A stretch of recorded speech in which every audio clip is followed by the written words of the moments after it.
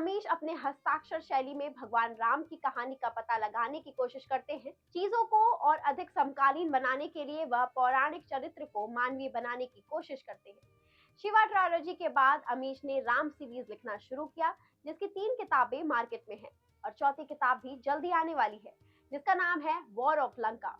बीते मई में ही इसकी घोषणा कर दी गई है। असल में पाठकों को चौथी किताब का काफी वक्त से इंतजार है। शिवा ट्रायोलॉजी भारतीय प्रकाशन इतिहास में सबसे तेजी से बिकने वाली पुस्तक श्रृंखला थी। इसके बाद रामचंद्र श्रृंखला थी, जो दूसरी सबसे तेजी से बिकने वाली पुस्तक श्रृंखला थी।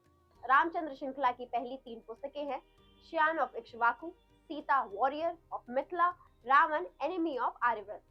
दोस्तों, मैं हूं ओशी और आप देख रहे हैं बुकबाज। यदि अभी तक आपने हमारा चैनल सब्सक्राइब नहीं किया है तो कर लीजिए और बेल आइकन भी दबा लीजिए ताकि आपको सारी लेटेस्ट अपडेट मिलती रहे।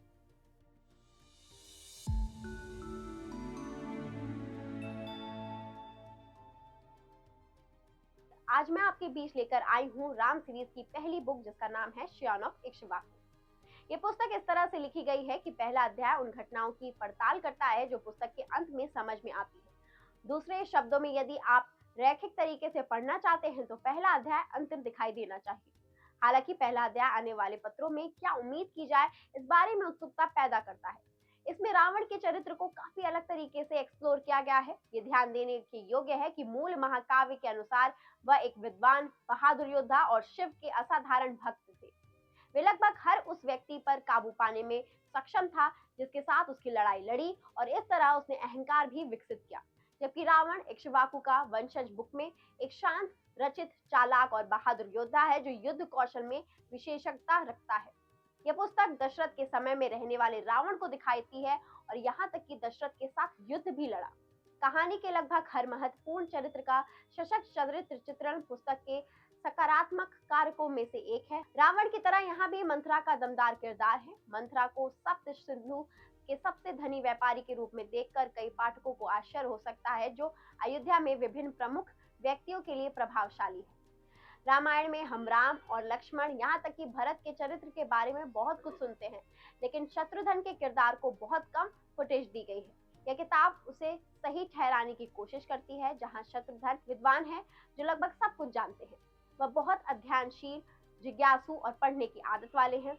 भरत यहाँ का एक बहुत ही आकर्षक चरित्र है और अन्य सभी युवाओं साथियों की तरह लड़कियां भी उसके प्रति आकर्षित होती है। वह शासन करने के मुक्त तरीके में विश्वास करता है। वह नियमों को लागू करने के इच्छुक नहीं है, और वह भी सख्ती से। नियमों और अनुशासन के लिए राम के प्रेम को बहुत अच्छी तरह से खोजा गया है। पूरी किताब में राम और बेहतर समाज बनाने के उनके आदर्श तरीके के संदर्भ में अनुशासन और नियमों का पालन करने पर बहुत ध्यान दिया जाता है। वह खुद इसके प्रति इतना जुनूनी है और उसे लगता है कि उसे अनुकरणीय होने और नियमों का पालन करने की आवश्यकता है, इसलिए वह दूसरों को भी ऐसा करने के लिए कह सकता है। इक्ष्वाकु का वंशज, जिसे राम के नाम से भी जाना जाता है, ये महाकाव्य तथा रामायण से पहले की घटनाओं की प्रतिकृति है और अमीश त्रिपाठी की चौथी पुस्तक है। इसे 2015 में वेस्टलैंड ने पब्लिश किया। कहानी की शुरुआत अयोध्या के राजा दशरथ के लंका के व्यापारी रावण द्वारा युद्ध में पराजित होने और उनके पुत्र राम के जन्म से होती है। यह राम के बचपन और संरक्षण के साथ साथ उनके सिंहासन पर चढ़ने के आसपास की राजनीति और अंततः उनके 14 साल के वनवास, पत्नी सीता और भाई लक्ष्मण के साथ चलता है। राम और उनके सौतेले भाई भरत, लक्ष्मण और शत्रुघ्न ऋषि वशिष्ठ के आश्रम में रहने के लिए भेजे जाते हैं। उनके संरक्षण में राम एक कुशल योद्धा बन जाता है और भारत की दुर्दशा के बारे में ज्ञान प्राप्त करता है और सोचता है कि इसे हल करना चाहिए। उनकी शिक्षा पूरी होने के बाद राम को अयोध्या में कानून और पुलिस को बनाए रखने का काम दिया जाता है, जिसमें वह काफी उत्कृष्ट है। एक दिन धनी व्यापारी मंथरा की बेटी और चारों भाइयों की बहन रोशनी का सामूहिक बलात्कार और हत्या कर दी जाती है। दोषियों को एक धेनुका, जो कि नाबालिग है, को छोड़कर सभी को मार डाला जाता है।